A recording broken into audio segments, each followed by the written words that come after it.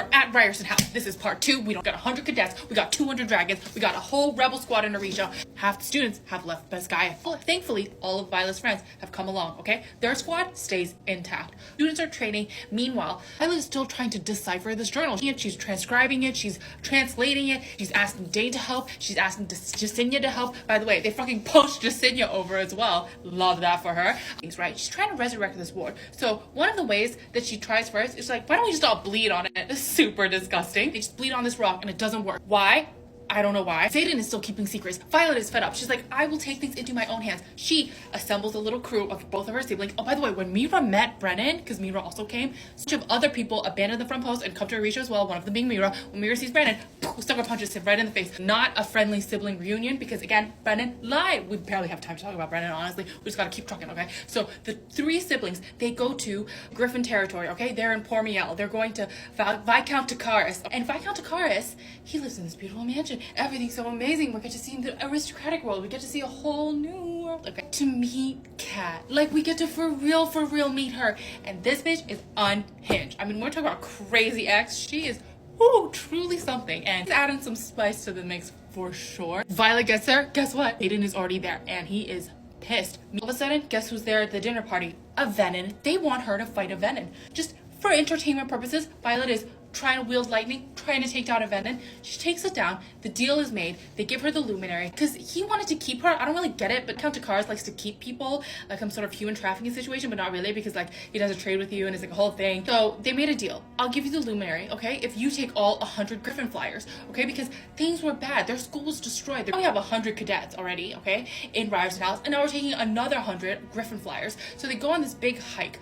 All the flyers and a few of the riders and all the Griffins, because the Griffins can't fly over like the dragons can, so they're going on this are at each other's throats, okay? We're learning all about the Griffins, their lesser magic, the runes. They're going to school together. Kat and Violet fight a lot. Like this girl, like she's a spicy one. Kat is a spicy one. Why? I don't really know why. I mean, like, is this just about love? And she's all like, no, it's actually about title and I want a crown and whatever. And we're like, oh, okay. That prompts a throne scene. I have to mention it or people are gonna kill me, but you know, something happens on a throne. And then this whole time, by the way, Zayden and Violet still like, tell me all your secret. And he's still like, I won't tell you anything. Violet and Dane, they crack the code. They figure it out. Turns out it's not bleeding on the stone that they need. They need the dragon fire to fuel the wards. So they get 6 dragons or something and they fuel the wards. Like they feel that the wards are working, but the wards are also not working because the Griffin flyers can still wield their lesser magic, which means that it's not working. So the wards are half-assed up, okay? There's this big situation going on. The wyverns are flying in. They're having a confrontation because they're fighting again. Violet's all like, tell me what your second signet is. And we're all like, whoa. And then all of us who had our eyeballs peeled, okay, for this book, we were like, oh yeah, we knew there was a second signet coming. And he's gonna say that he's an intrinsic. And we were freaking right. The whole thing, and it was a whole line of something about less than a minute, and everyone cried, we're all upset, and then all of a sudden, Mel Green comes. Mel Green's like, there's a battle that's gonna happen. We need your help. And we're all like, WTF, what is going on? And Lilith Thorngale sees that Brennan's alive. It's a whole emotional thing. Lilith is like, you need to help us. Mel Green's like, you need to help us.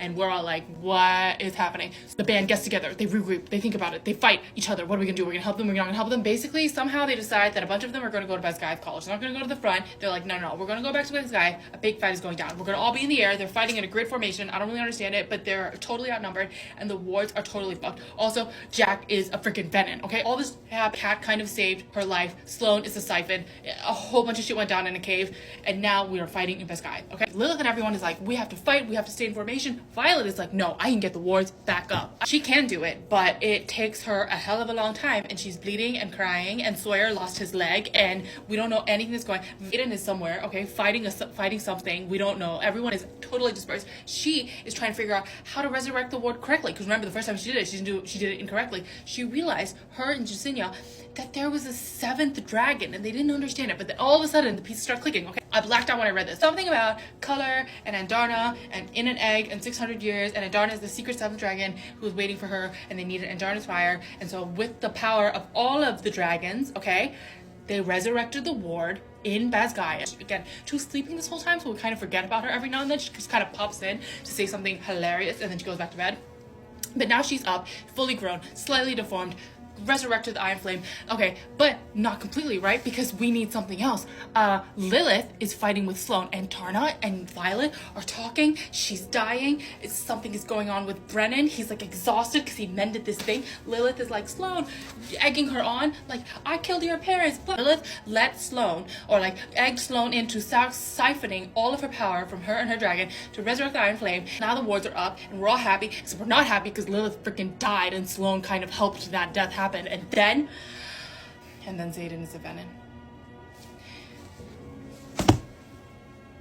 The fandom is in shambles and we're all on our knees just being like geese with our heads cut off, just not knowing what's going on, just pointing at everyone. You're a venom, you're a venom, you're a venom. I hate this book.